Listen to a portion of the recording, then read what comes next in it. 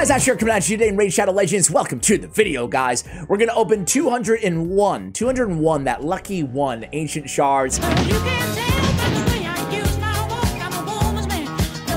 We have a 10x going on right now. Normally I pass, especially on uber good voids, 10x's, even though we actually do have uber good voids, but we're gonna open Ancients today. Two of my most wanted non-void legendaries in the game, Calvalax and Korrigar Deathbell, are on 10x right now. I'm sitting on 200 Ancient Shards. Let's go ahead and open them, but first, a shout out to you guys. I asked you guys in a recent video for charities that mean a lot to you as well. I always give to Against Malaria and to the Ark, but I want to give some love back to the stuff that means a lot to you guys. So we have Drew Dixon, sorry for mispronouncing that if I did.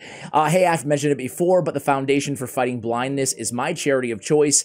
They fund research and assistance for the blind, and I personally have Usher syndrome and am blind. It's a worthy charity, please consider. That we will. Let's go ahead and give a donation to Foundation for Fighting Blindness today. So $100 for every legendary that we pull in today's video. Let's go ahead and jump into it here. So hopefully we get a nice amount of Legos. Give back to those who need it a little bit, right? Let me make myself a little bit smaller here. There we go, just in case we get a legendary where Roughstone was.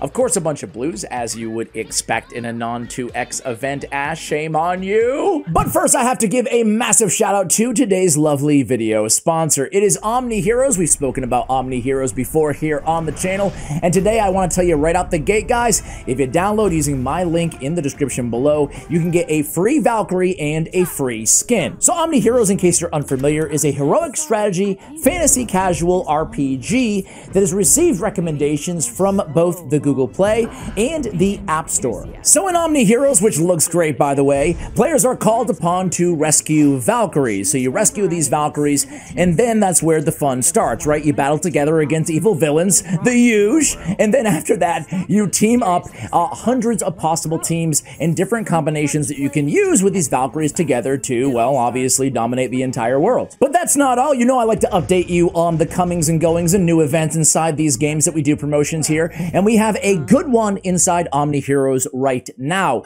Starting on the 29th of September, right around the time that you're watching this probably, we have a new event. It's called Echoes of the Deep. Set sail with Tide's Cadence. So in Echoes of the Deep, prepare to embark on an amazing new underwater battlefield, including 3 difficulties so all players can enjoy this amazing event. Now, as you compete through said difficulties, you will earn points, which you can redeem inside the event shop. This is exclusive to this event, guys, and you can even get your hands on the coveted mermaid skin. But wait, there's more. Make sure you log in every day. You can get your hands on the glorious Valkyrie Marina for free as part of this lovely event. And of course, for all the players out there, there are the stunning swimsuit skins. That's exactly what we were all waiting for in this game, the swimsuit skins, and they have delivered in a big way.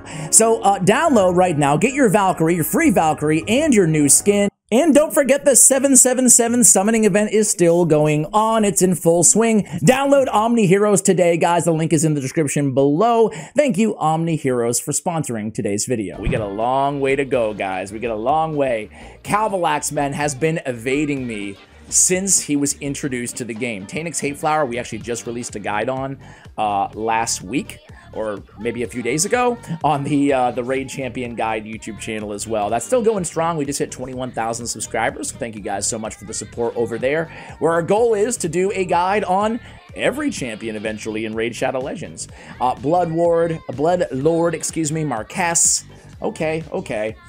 I mentioned that we beat Zelda Tears of the Kingdom, me and my son. It's been an amazing 4-month journey. It sounds corny, but I'm sure you guys as gamers can relate, but we have like memories made in that game, like inside jokes and stuff that I'm sure we're gonna hold on to throughout our entire life together. And it's really special. It's awesome. It's touching in a way. But now, I don't know what to play with the boy. Just listen.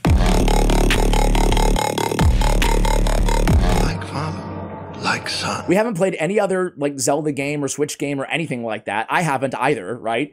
I have my time is all spent in Raid Shadow Legends and Watcher of Realms, right? And by the way, that YouTube channel is going pretty well as well. I had a 6 legendary opening on that channel. So yeah, giving a lot back to charity and open up some really awesome champions. But anyway, I say all that. Fenshi, good for Fire Knight, right? Triple hitter, another triple hitter, and a 2-time hitter on his A3. Definitely, I would say more of a niche champion, but with a decreased speed and the triple hitter, and then the decreased turn meter on the A2 on a 2-turn cooldown, this dude is a real monster, like S tier when it comes to Fire Knight. I ask all that to say, what do you guys think? What do you guys think we should do? Breath of the Wild? Should we go backwards in the Zelda? It feels unorthodox to go backwards in the in the saga, so to speak. Anyway, let me make room. I'll be right back.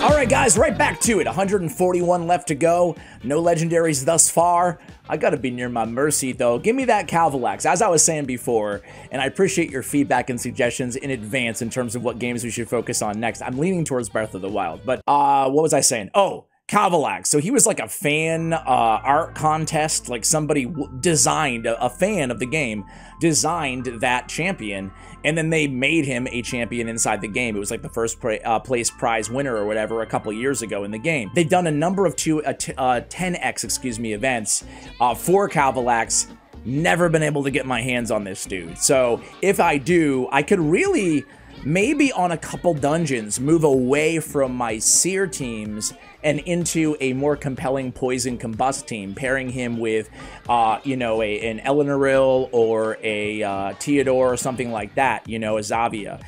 So I would really be curious to see, you know, what the life of Calvalax is like, right? You ever see those those best times in certain dungeons, and it's like 3 or 4 Calvalaxes, and you're like, okay, dude, now you're just rubbing it in. Stop that. Stop that. I wish they would feature teams that are maybe a little bit more realistic, don't you guys? We have a War Maiden, a Galcut, a Therisk. I mean, golly, this is very underwhelming here so far. This is a very underwhelming shard opening video. As you guys know, I released a video last week or the week before talking about, basically I'm only doing ancient, I'll still do sacred summons, but I'm never going to buy any sacred shards ever again on this. I think that non-void, non-mythical champions have been power crept, and I think that they ought to come down a lot in terms of the value of the sacred shards. Obviously, Prism in Primals, I'm also not buying. I still have my 1 Prism shard. Wanna go hard, wanna have fun. From the very beginning that they gave us for free, right? Let me pull this solo shard, and then I'll make room, and then we will open the final 80. Hopefully we get our hands on Korugar or Calvalax. Stay tuned.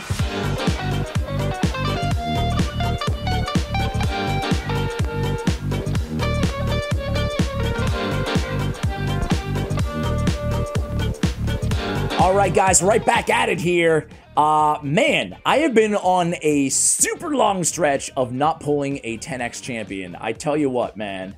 Anybody else out there with me? I don't know. Somebody tweeted me or X'd me, I guess. I'm still the same Fabiola. That they pulled a Shunzen on the last 10x Void, so congratulations. I did not. We have a Snorting Thug. Even the epics seem to be a little bit underwhelming here that we've been pulling in today's video. I don't know if it's a sign from the raid gods that maybe I should stop even opening ancient shards. I don't know. Keep going. You're good. You're good. You're good. And stop. Don't worry, Captain. We'll buff out those scratches. Skullsworn, Shadowbow Turlac, Pathfinder Kate. We get a Gator, a Soul Drinker, a Roughstone, a Solaris, Spirit Host. I mean, Soul Drinker's pretty cool to kind of have some fun and pair with Gaius the Gleeful or something like that, but yeah, definitely not a meta champ. Nothing I'm super excited about. I really, really, really wish, as I pull some of these epics, that they go in and they give us a epic empowerment. I mentioned it on my last shard opening video too, and I want to say unanimous responses in the comments of you guys agreeing that, you know, you would like that as well. Why not? Why not add some extra viability with all these OP legendaries and mythicals and everything added to the game? Why not add some epic champion empowerment? It's not going to ruin anything. It's not going to upset the power balance in the game. It's not going to, there's no downside other than just giving more viability to some epics that have been power crept over the years, you know? Even if it's only +2 or +3 or whatever it may be, you know, in terms of empowerment. But give us something to do with all these dupes epics, you know? We pull enough of them. Give us something to do with it. Here we go, here we go, here we go! Oh, God! Gosh, man! All 10. Speaking of power creep, dude, get out of here!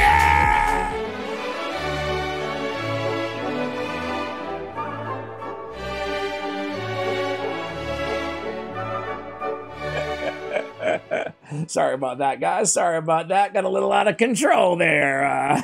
Do-si-do. I hate All 10, man. I hate him. He used to be the beast of the game. And listen, if you pull him in the early or the mid game, he's not a bad champion. He's got decreased attack, big version, increased defense, big version, on a 3-turn. And then the revive a random ally when he kills somebody. He has a good defensive aura, 33%. Good for like old school clan boss teams, but who runs old school clan boss team, you know, who's not in the early game anymore? That was my mercy. After 200 shards, I pulled an Altan. Well, guys, 20 left. Be right back.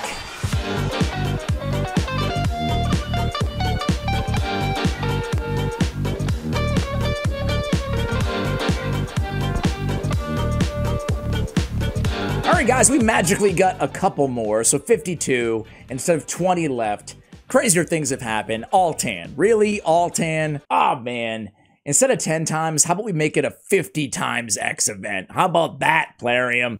Okay. Shatterbones is a pretty fun control champion. It's still pretty niche. I wouldn't call him like S tier or anything like that, but you can have some fun. Got a decreased speed, some turn meter on there on AoE. Okay, we get a Bizzle, one of my favorite rares. We get a Riskam, we get a Spy Master, we got a... let's just keep it going here. Let's go a little bit faster. Lightning round time with the last 30 shards. Here we go. Boom! Okay, Lich. Exciting stuff, I know, guys. I know it's riveting right now, this video. This is absolutely the best content you've consumed all day on YouTube, guaranteed. Half of you are like, it's the only content I've consumed all day. Urticata, okay. I actually like the bug Urticata, but we're not here to spotlight Urticata's kit, ladies and gentlemen.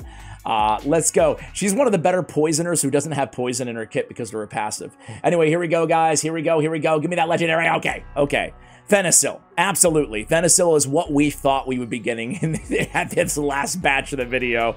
So there you go, guys. After about almost 300, you know what? I have enough gems to buy one more batch of 11. What's going on with you? After around 300 ancient shards with one legendary, a crappy legendary, you're starting to see why I am not a massive fan of pulling shards anymore in this game, man. It's just a big, watered down pool. 10x really doesn't do it like it used to. This is the reason that I haven't been uploading as many shard opening videos that are non-void here on the channel. This is the first one in a long time because it feels like every 10x event, it's just not enough anymore. It's not enough to pull, you know, the actual 10x champion. And Prisms, I think it was kind of a fail to try to have a more concentrated group of champions because of the lack of mercy and everything else. Anyway, not to be super negative at the end. Obviously, I'm bitter because I didn't get anybody good. But hey, let this be a lesson for you guys. At least we did raised $100 to the Foundation for Fighting Blindness. Keep your charity requests coming, guys. I'm obviously going to take forever to get to everybody, but I am trying to screenshot those that I see and put them in a folder and try to get to them when I can. Thank you for watching, and as always, take care, guys.